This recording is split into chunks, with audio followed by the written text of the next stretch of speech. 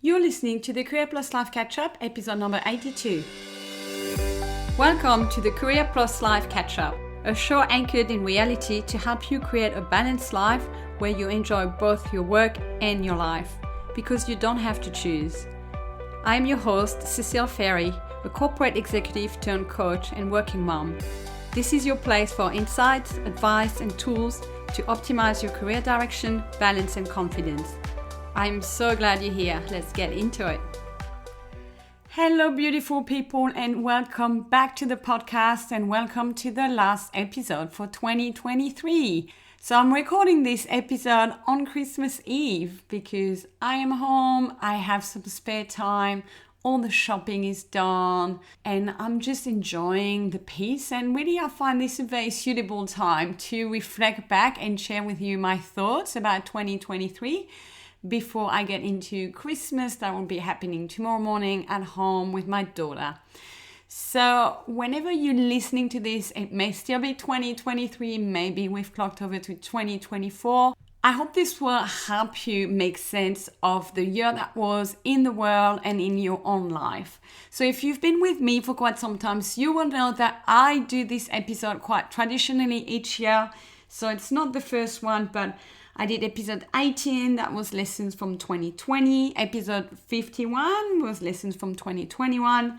Episode 70 was lessons from 2022. So I do love getting to the end of the year and looking back and really giving you my perspective, and it's only my perspective on how I see this all coming together, why I think things have happened the way that they did. And I'm not going to be doing any predictions for next year. I also wanted to be really mindful here because I'm just seeing so many people jumping straight away on the 2024 bandwagon. And I don't know you, but I'm not ready for that. It's been another really big year, and I think it's so important we all kind of drop the suitcases for some time, and there is no rush starting to plan 2024. I think the temptation comes when things have been tough and then everyone is like, come on, go, like let's jump on to the next thing because the year will be much better. Yes, to optimism and hope and all of that, and we will get into it.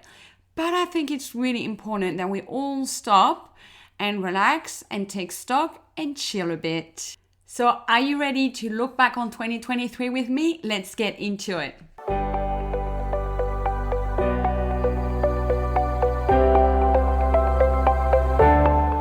Okay, so I have 3 reflections for you. But before we get into that, let me put 2023 in context of the last couple of years. And again, this is just my own personal interpretation, so take it or leave it.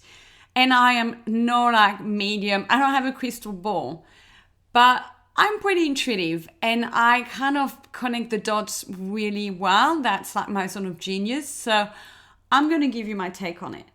So I believe that we are in a cycle that started in 2020 at the time the pandemic erupted.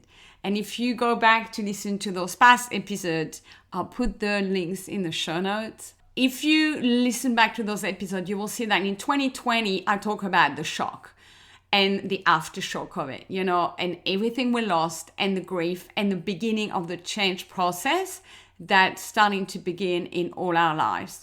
And that carried across to 2021, where we were still very much recovering from that. Parts of the world was still in that big change process. And I felt like we all emerged in 2022, and I talked about the hangover of it. How tired we were, how we had PTSD, how our mental and nervous systems were still very loaded. So even though our life looked like on the surface, they were kind of going back to normal, we were carrying the load of the past 2 years, and we still had a pretty challenging year in 2022. So here I am now adding 2023. And my view is that it is still a continuation of that cycle. We are not out of the woodworks yet. It wasn't the year that maybe you had hoped.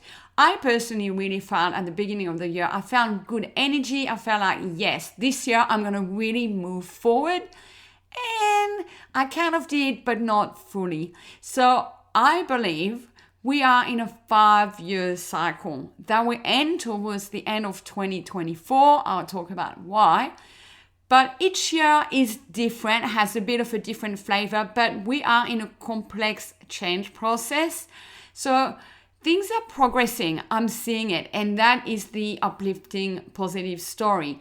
But we are not out of the woodworks yet. So things are still challenging. Life is still quite complex and difficult for most of us. And we haven't got that big fat break that we all frankly deserve and that we wish was already here, right? So does that resonate with the kind of year that you've had?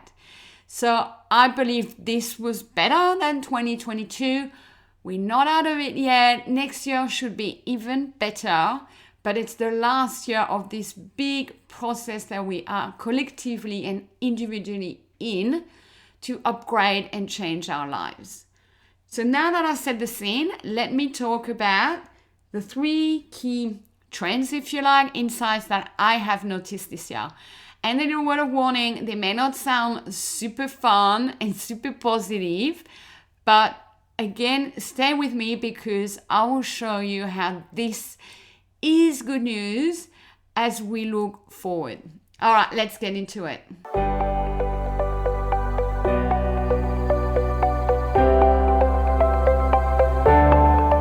All right, so here is my first reflection and first lesson on 2023. I am finding that people are less and less connecting face to face. Like that sense of human face-to-face connection and community has been decreasing and continues to decrease. And I actually think we've lost the art of it and we've become very much living on our own and we are being less social. Just see whether that resonates with you. You know, how many catch-ups, how many invitations have you had this year? How many events have you participated in? I find that after the pandemic, there was a little up with that because there was compensation, we had missed them. But I think that overall, we have become so used to be behind our computers, behind our phones.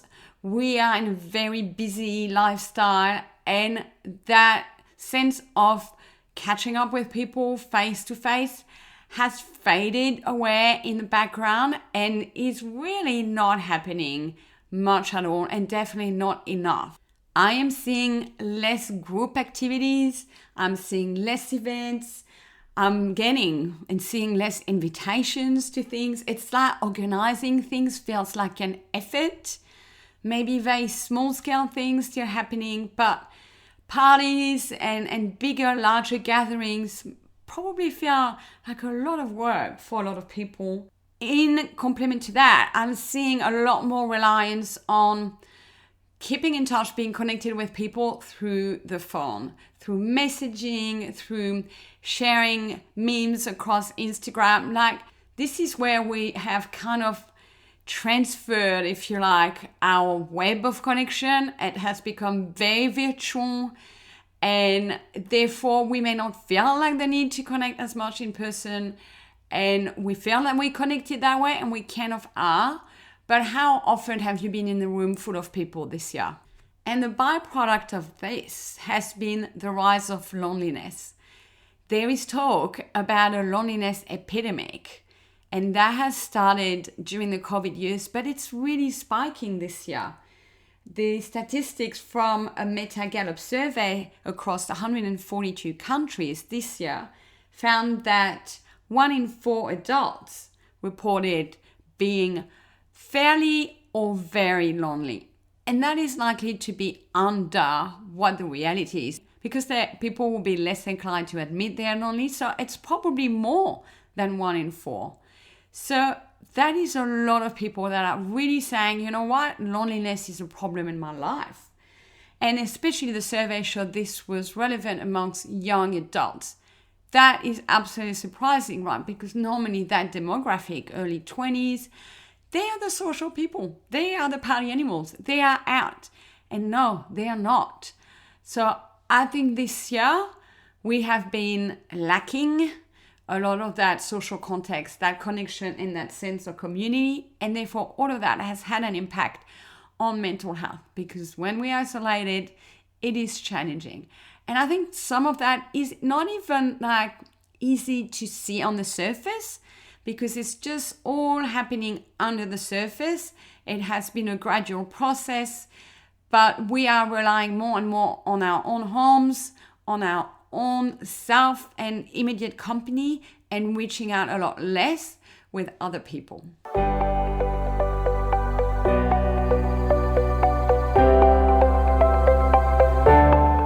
The second lesson that I have seen coming about in 2023 is the limitations of the working from home model.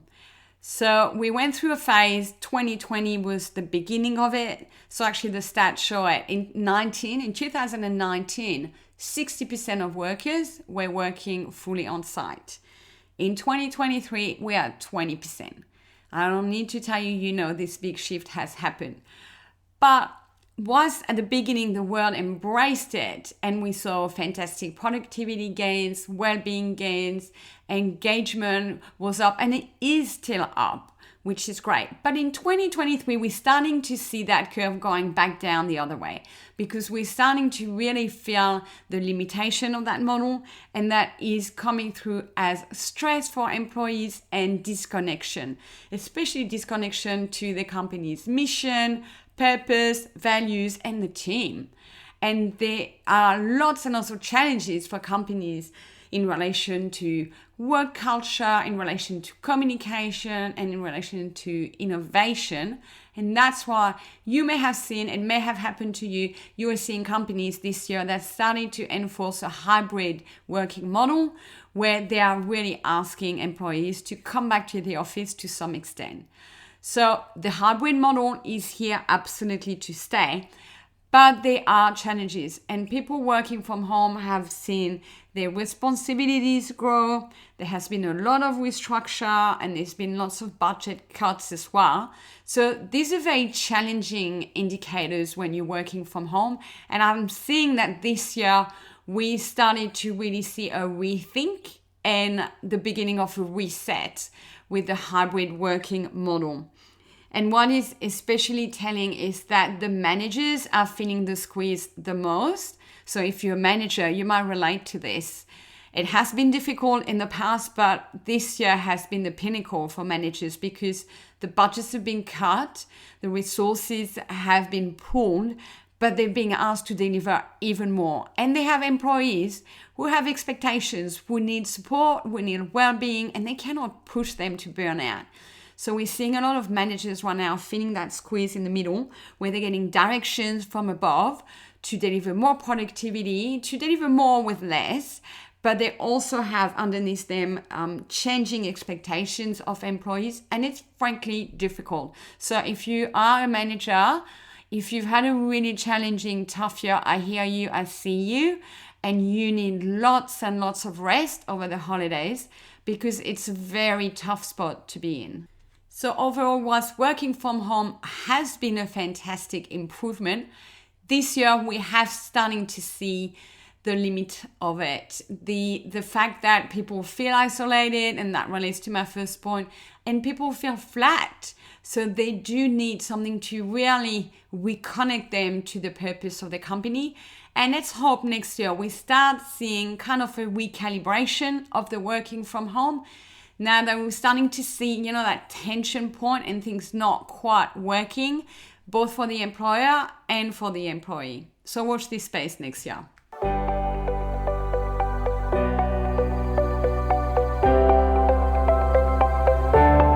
Now let me share my lesson number 3, and more my reflection number 3. And this is about the state of the world. And I'm no expert. But look, I wish I could be here and saying to you, it's not that bad, things are going to turn around. I'm not. But I also don't want to be fully negative, because I really believe deep down that humanity is on a path, is on a course. We don't fully understand it, but I know it makes sense somewhere, and we'll come out of that cycle. But the fact is the world continues to be more complex, more shaken up, more crumbling, more torn. It's what's been coined as the polycrisis. We've been having all sorts of issues that continue to erupt, whether it's political, economical, financial, legal, like you name it. The world seems to be bursting at the seams everywhere. And it's frankly destabilizing for all of us, right? So when I'm looking at that, I am thinking, okay, why? Why is this all happening? So the main and only explanation I personally hang on to when I look at what's happening comes from astrology. So you may believe in it, you may not, I don't know which camp you're in, but it's something that I started to learn about when the pandemic erupted because I heard there was something pretty unique happening with the planets, and that gets my attention because I like science, I like facts, I like things that are tangible. I'm not pulled into the whimsical, fantastical, kind of fluffy things, but when I'm seeing that something's happening way above us that has a direct consequence of what's happening in the world, I am listening. So if you would like to expand your horizon and learn a bit more about what's happening, I'm going to give you my kind of recollection of it, and I'll put in the show note a really good source of information called Monomeds, and I'm quoting some of the explanation that come from their website. So what's been happening is we have this planet Pluto that is changing signs, and Pluto is changing sign like every 20 years. So it's a pretty big deal. And Pluto isn't just any random planet. It has a lot of strong power to transform. And it's just like, imagine the bulldozer. If you want to simplify it, Pluto bulldozes everything that needs to be cleansed and rebirth another way. Right? So Pluto has been in the sign of Capricorn since 2008. And what's been happening, we are nearing the end of the transit in that sign, and we're entering a very different era at the end of next year where Pluto is in Aquarius. So if you like, the flavor of the world will be very different from 2024. But we are still in that Pluto in Capricorn energy. And what it means is that Pluto is the catalyst for both personal and collective transformational processes. Are you with me? So basically, big stuff is happening that needs to happen, and it's rocking the foundation of our world. And why is it doing that? It's because it is revealing what needs to go, what needs to die, what needs to be released, and it's just literally destroying that to make room for new, better things to come through. It's a pretty tough energy. And the lessons here are about true power, what is true power and what is false power in the world. And when I listen to that explanation and you look at it from a first, like, let's talk about the collective worldwide point of view, we have been seeing all sorts of expression of that questioning of what is true power and what is an abuse of power. So if you look at Putin and the war in Russia, that is really showing the abuse of power. If you're looking at the war in Israel, if you're looking at the issues with the white supremacy, the male patriarchy, if you talk about the rise of awareness around unethical labor and unethical sourcing in the world, climate change, like the abuse of power of the big manufacturers and the big countries that pollute.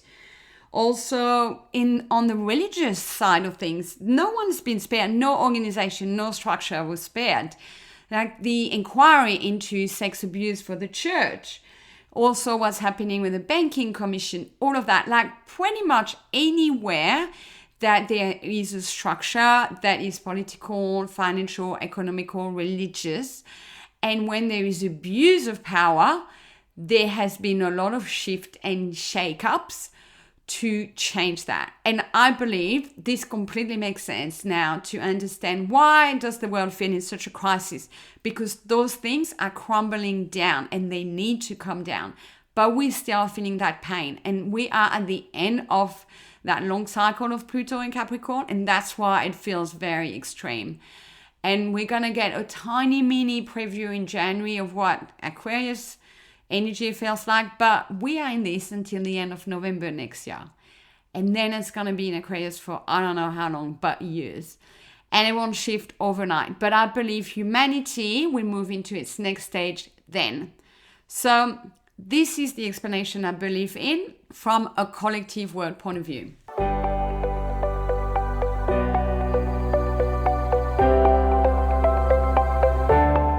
So now you might be wondering, what does it mean for me?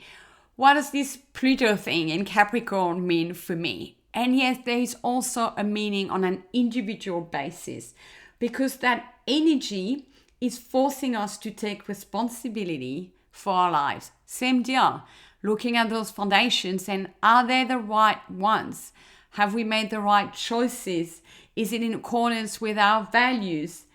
And it's literally revamping our lifestyles. And this really changed from COVID years, right? And being in confinement and also working from home, like the definition of what people want their lives to include and the kind of quality of life that they want to have has changed, right? And that's also why we've seen the rise of coaching, for instance. I've definitely seen it with my clients, whether they came for career situations, and, people no longer ready to put up with bad job environment, jobs that were really detracting to them. And also people that had personal issues that came for life coaching. And I don't know you, but I'm definitely one example. But I know many, many more. There have been a lot of relationship breakdowns, separation, divorces. That has been a big change for people personally. And therefore, we've all had to look at what was staring us in the face. And that was pretty challenging. And look at how we had structured our lives, and especially look at what wasn't us anymore. What were the things that we had, quote unquote, inherited from our conditioning, our past, our upbringing, all that sort of thing in society, and being like, no, I know this doesn't work. This isn't me. And now I'm going to step forward and become more of me. So again, 2023 is not like the year where all of that happened, but it's part of that longer process. And depending who you are, you may have started the change process way earlier, like me. I got separated at the end of 2020, but I still have things to face this year. The lessons are still unfolding on that front. I am still working on optimizing all areas of my life. Or maybe it may be that for you, change just started to happen this year, right? Or it's really looming for you. But we are in that longer change process. So I do hope that this helps you understand that, yes, it looks tough out there, or it may look tough in your life. And it is happening for a reason, because those things are not right for you, or they're not right for the world. And unfortunately, they're not going to just evaporate and dissipate. That's the problem. Growth and rebirth only happen after things have been destroyed and kind of come down into ashes. So we have to go through the pain first, and then we are going to come out the other way.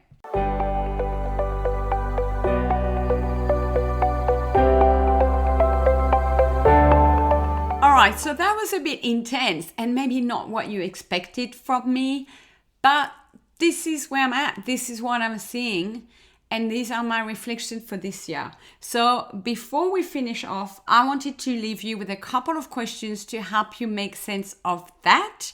So question number 1, what is the transformation happening or waiting to happen in my life? What needs to go? Where am I not living life in accordance with my true self? Big, big, big question, right? But this is relevant to the energy of this year. Then if we move on to question number 2, what were the biggest challenges and hardships for me this year? Because I'm sure you've had them. How did I tackle them and what did I learn? And what would I do differently next year? Like more than ever with the years that we're having, it's important to tackle this learning head on. Distraction is happening for a reason. It's making room for other things. Yeah, we can jump forward, but it's really important to sit with everything that we have lived through this year and draw the lessons, because there's a lot of positive lessons. You've grown so much as a human this year. And my third and final question is, therefore, what do I need the most after this year? And that answer will be very subjective and very personal to you. It could be rest. It could be friends and reconnection and that face-to-face that we completely lost the art of. It could be romance. It could be travel or being more in nature. It could be to relax your brain, to look after your body, to do improvements in your home, to look after your mental health. Like, there are so many possible answers to this question. But as I said, we're still part of the change process. So we do need to take stock and then recharge. It's very taxing. Life feels like it's normal and it goes super fast. But there are big things happening in our lives, and whether we like it or not. And that is quite intense. And we need a lot of rest. We need to sit with that. And we need to let life be for a while before we tackle the next batch of things, right? So I hope those questions can help you journal a little bit where you're at the end of 2023.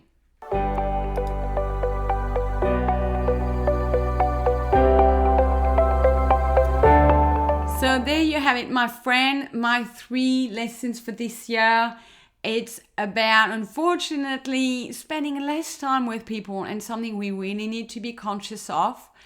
Also, the recalibration, things happening with the working from home, hybrid working model. We know now that things are not as amazing as what they were, and things are going to readjust in that space. And finally, the collective, the world is going through this very extreme phase where the structure of power, and especially the abuses of power, are being torn down in order for a much better phase to come through with humanity. And that's the note I want to leave you on. I don't know what the world will do in the future, but I am hopeful in that regard. Things happening for a reason.